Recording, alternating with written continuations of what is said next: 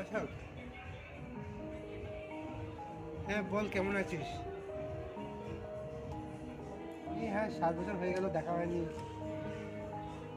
তোর কথা মনে পড়ে রে, তোর সাথে ঝগড়া করেছিলাম মনে আছে, কত অভিমান করেছিলাম তোর উপর।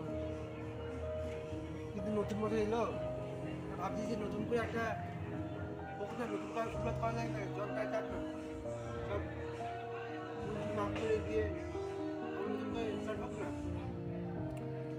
তোর খবর বল। আচ্ছা, তুই কি কোনো কাজ বাজ করছিস এখন, নাকি ফিল্ম নিয়ে আছিস? হুম, আচ্ছা, খুঁজছিস কাজের জন্য? না না, খোঁজ খোঁজ, ফিল্ম নিয়ে তো কিছু হবে না। তুই কোথায় চলে গেলি বলতো? শুনেছি তুই এখন ওই ভুবনেশ্বরে থাকিস।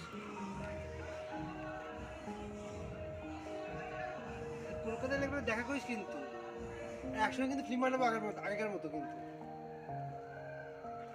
মা কেমন আছে? ও আন্টি ঠিক আছে? মমতার থেকে নমস্কার জানাস কিন্তু।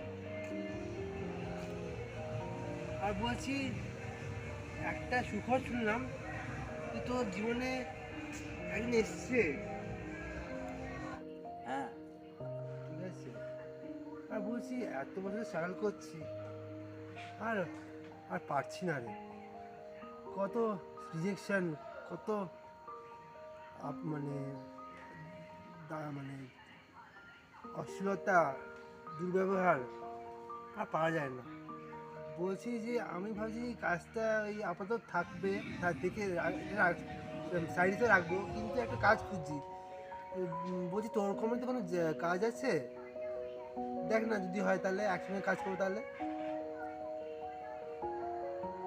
ও আচ্ছা আচ্ছা, ঠিক আছে, তুই কবে আসবি বল, তাহলে একসাথে সিনেমা নেবো, ঠিক আছে তো? ঠিক আছে, রাখছি রাখছি, সামনে আসিস কিন্তু, দেখা হবে কিন্তু। আর ওইখানে না ড্রিঙ্ক করে, যেখানে মিট করতাম একসময়, ঠিক আছে? তুই করবি আমার কোম্পানিতে, যে কোম্পানিতে আছি, রিক্রুটমেন্ট চলছে এখন। তাহলে তুই বন্ধু একসাথে কাজ করবো। আর বল, তোকে আমি মেলে করে পাঠিয়ে দিচ্ছি কী কী ক্যাটালগ দরকার, কী কী ক্রাইটেরিয়া আছে। আচ্ছা, অ্যাজ ইউ উইশ।